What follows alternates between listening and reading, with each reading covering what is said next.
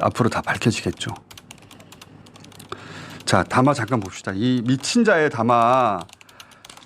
자, 인지 능력이 완전히 망가진 초중증의 망상장애예요. 자기는 문제가 없고 야당이 광란이라고 말합니다. 이 병원에 보내서 보호 조치해야 합니다. 다 보면 토하기 때문에 제가 짧게 잘랐어요.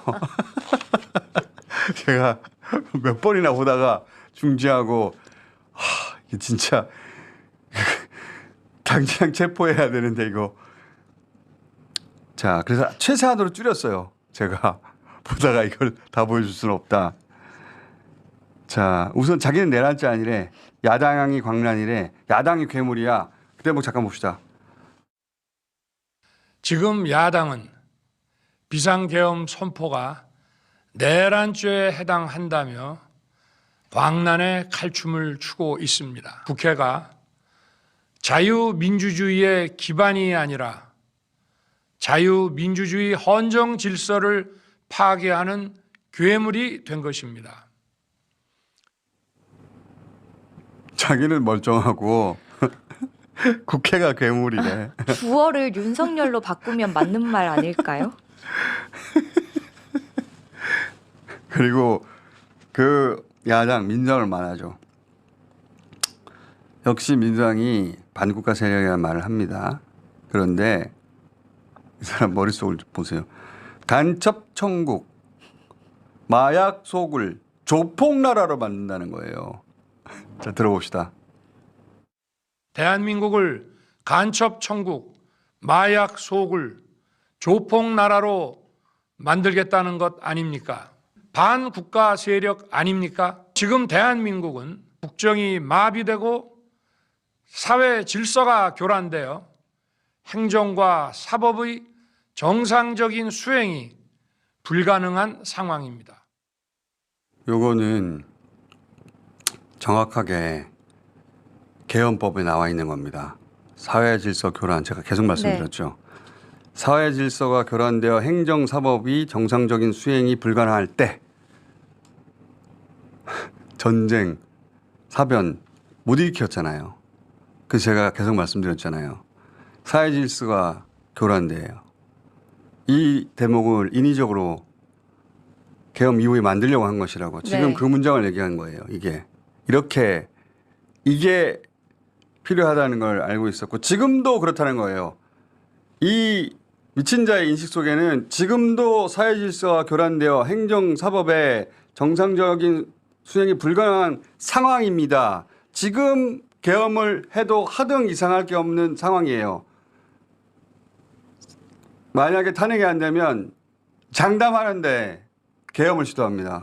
왜냐하면 머릿속에는 여전히 계엄 상황이거든요. 그리고 군 통수권 아직 갖고 있으니까요. 그리고 장관을 계속 임명하라고 시도하는데 네. 장관 지명자들이 다 거부해서 국방부 장관을 임명을 못하고 있어요.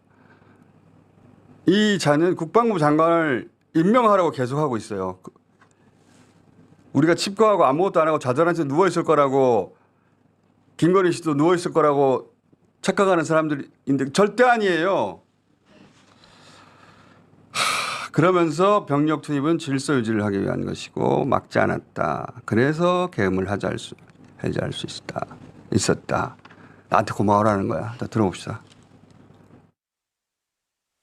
병력을 국회에 투입한 이유도 거대 야당의 망국적 행태를 상징적으로 알리고 질서 유지를 하기 위한 것이지 국회를 해산시키거나 기능을 마비시키려는 것이 아님은 자명합니다.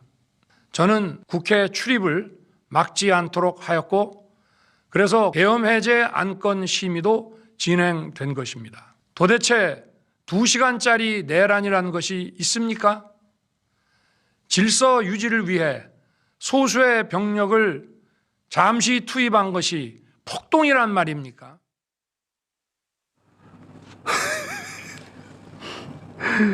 자기가 국회 기능 마비시키려고 하지 않았다. 왜냐하면 이게 이제 12.12 때 네. 예, 내란죄 요건이었으니까. 그리고 자기는 상징적으로 하려고 한 거예요. 상징적으로. 예, 질서 유지를 위해서. 국회 출입을 막지 않도록 하였고 이거 막으면 자기 내란죄 된다는 걸 아는 거예요. 자기가 막지 않아서 계엄 해제 안건 심의도 진행된 것입니다. 질서 유지를 위해 소수의 병력을 잠시 투입한 것이. 국회 출입을 막았으니까 국회의장마저도 담을 넘은 거 아니겠습니까? 제1야당 대표도 담을 넘었고요. 우리는 너무 많은 증언과 영상을 이미 봤잖아요. 그리고 본인이 2시간짜리 내란을 만들었습니까? 내란을 2시간짜리에 그치게 만든 건 국회의원들의 표결이죠. 이 전체의 흐름은 자기가 상징적으로 경고 정도 주려고 소수의 병력을 잠시 투입하고 그리고 국회의원들은 다 들어가도록 만들어서 2시간짜리로 계엄 해제되도록 하였으니 우리는 고마워해야 하는 거예요. 자, 봤지? 자, 이제 내가 그렇게 한 거야, 일부러. 해제할 수 있도록. 이 미친 작자 아닙니까? 미친 작자. 자, 특전사령관이 이미 다 말했어. 응? 정족수가 안 되니까 대통령이 전화 와가지고 문을 깨보시고 들어가서 자, 봅시다. 대통령께서 비화폰으로 제게 직접 전화를 하셨습니다. 의결 정족수가 아직 다 안 채워진 것 같다. 빨리 문을 부수고 들어가서 안에 있는 인원들을 끄집어내라. 그리고 어제 경찰 무전 녹취가 다 나와버렸잖아요. 네. 예. 그 자료 있으면 띄워봐 주세요. 자, 여기서 읽어봐 주세요. 네, 근데 이거는 11시 37분부터 기록만 나와 있는 것 같은데 윤석열 대통령 대국민 담화 시작되고 10분 뒤부터 경찰 무전기가 초단위로 울렸습니다. 그리고 네. 기록이 다 남아 있는데 일단 밤 10시 47분부터 서울경찰청에서 안에서 사람은 나오게 하되 안쪽으로 진입하는 사람은 다 차단하라. 예, 벌써 처음부터 이렇게, 나왔고 거기 네, 여기 보면 근데 합니다. 그리고 아예 국회의원 포함해서 전원 통제 조치 나옵니다. 11시 37분에도 전원 통제 아무도 들어갈 수 없습니다. 11시 54분에도 현 시간부로 국회 내에서 출입하는 국회의원 등 보좌관 등 국회 사무처 직원들이 출입을 할 수 없도록 통제하기 바랍니다. 국회의원 등 보좌관 등 국회 사무처 직원들이 출입을 할 수 없도록 뭐 기록으로 다 남아 있어요. 이미 전화를 직접 받은 사람, 이것을 무전으로 받은 사람. 그런데 11시 57분 그리고 이제 0시 7분에는 군은 또 들어가게 합니다. 그러니까 수방사 대테러 특임대 등 수방사 관련자들 도착하게 되면 바로 출입할 수 있도록 조치하세요. 근데 이 자의 논리는 뭔지 알아요? 사람들이 많이 몰려 들어갔기 때문에 또 막고 있는 걸 뚫고 들어갔구만. 질서 유지를 위해서 소수의 병력을 잠시 투입한 것이다. 내가 그렇게 질서 유지를 해 주었기 때문에 2시간 만에 계엄 해제를 할 수 있었다. 고마워하거라 이것더라. 자, 국회 바깥에서의 상황이 어땠는지 당시 복기왕 의원이 본인이 찍은 영상 그리고 그 차량의 블랙박스에 있던 영상으로 당시 상황 일부 우리가 주로 봤던 것은 국회 안에 들어가서 계엄군과 맞닥뜨린 장면이었잖아요. 그 전에 담을 넘는 사진 정도 봤잖아요. 네. 이것은 국회에 못 들어가게 해서 이 보좌관들이나 국회의원들이 어떻게 했는지 일부가 생생하게 나오는 영상이에요. 이때는 아직 카메라가 도착을 안 했기 때문에 그 생생한 영상이 없는데 잠깐 보시죠.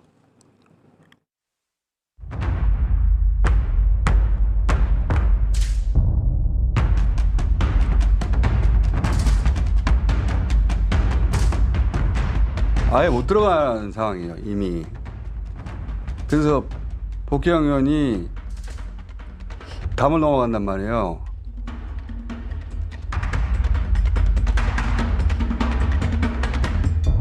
그리고 이제 직원들이 그리고 저기 의원도 있습니다. 들어가려고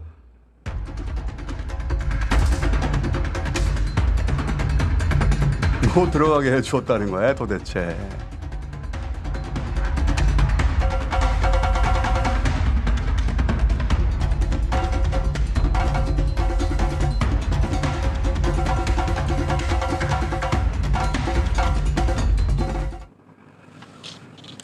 저거 일반 시민들이 가지고 있는 우수한 영상도 있을 거거든요.